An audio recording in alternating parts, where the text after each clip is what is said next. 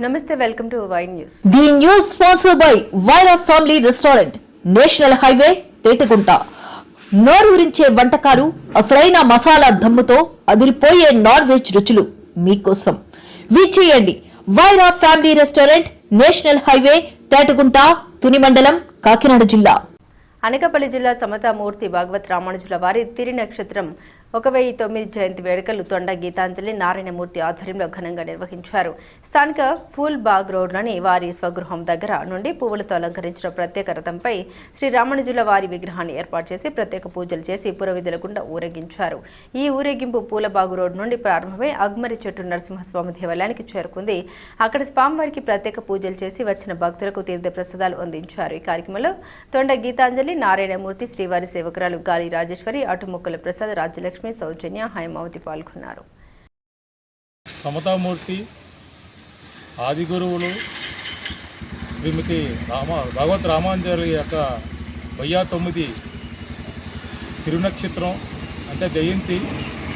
వారు అంటరానితనాన్ని అందరూ ఒకటే, భగవంతుని అందరూ పూజించాలి, అందరూ ఆ శ్రీమన్నారాయణను పూజిస్తే ఎవరి బాధ్యత అనేది ఆ శ్రీమన్నారాయణ చూసుకుంటాడని, ఆ శ్రీమన్నారాయణను అందరూ పూజించాలని ప్రతి గ్రామాలని భారతదేశంలో, అఖండ భారతదేశం, అప్పుడు నేపాల్, పశ్చిమ బెంగాల్, అలాగే మన బంగ్లాదేశ్, పాకిస్తాన్ కూడా కలిసి ఉన్న భారతదేశానికి 13 సార్లు పాదయాత్ర చేసి ఆ శ్రీమన్నారాయణ మంత్రాన్ని మొఘల్ చక్రవర్తులను కూడా ఎదిరించి ఎన్నో బాధలు పడిన ప్రతి ఒక్కరికి ఈరోజు ఈ నారాయణ మంత్రాన్ని ఇచ్చారంటే ఆ భగవంతుడు రామానుజుల దయ వల్ల.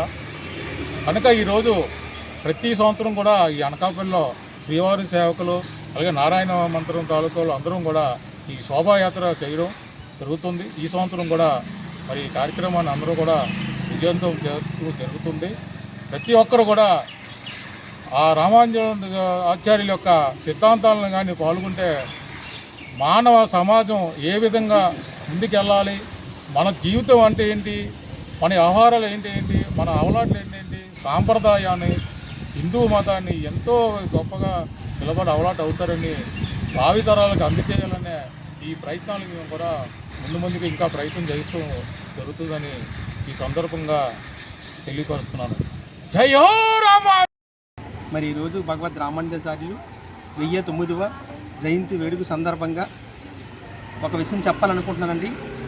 కులాల పేరు మీద, మతాల పేరు మీద, ప్రాంతాల పేరు మీద, రాజకీయం పేరు మీద, డబ్బు పేరు మీద, పేద పేరు మీద హిందువులందరూ ఒకే దగ్గర ఉన్నప్పుడు కూడా మనసులు చల్లాచెదిరైపోయి విడిపోయి విభజించుకొని బతికేస్తున్నారు. ఇలాంటి బతుకు ఎప్పటికైనా సరే ఈ సంస్కృతికి, సాంప్రదాయానికి చాలా ప్రమాదకరమని చెప్పి మరి స్వామివారు ఎప్పుడో దీన్ని ఒక సంకల్పంగా మనందరూ సమానమే అని చెప్పడానికి ఎన్నో పాదయాత్రలు చేసి మరి ఎంతో కృషి చేశారండి. మనం ఎన్నో కార్యక్రమాలకు వెళ్తాం, కానీ ఇప్పటికీ కూడా రామానుజాచార్యులు అంటే చాలా ప్రాంతాల్లో చాలామందికి తెలియని పరిస్థితుల్లో మనమైతే ఉన్నాము. దయచేసి అలాంటి యోగి కోసం, అలాంటి పుండరీకాక్షుడి కోసం మనం ఎంతైనా సరే ప్రచారం చేసి ఆయన ఆశయాల్ని, సిద్ధాంతాలని జనంలోకి తీసుకెళ్ళాలి. ప్రేమించు, ప్రేమ పంచు, ప్రేమగా జీవించు, కోపం ఎందుకు కౌగులించు, కక్షలెందుకు కరుణ పంచు, పంతమెందుకు పలకరించు, స్వార్థమెందుకు సహకరించు.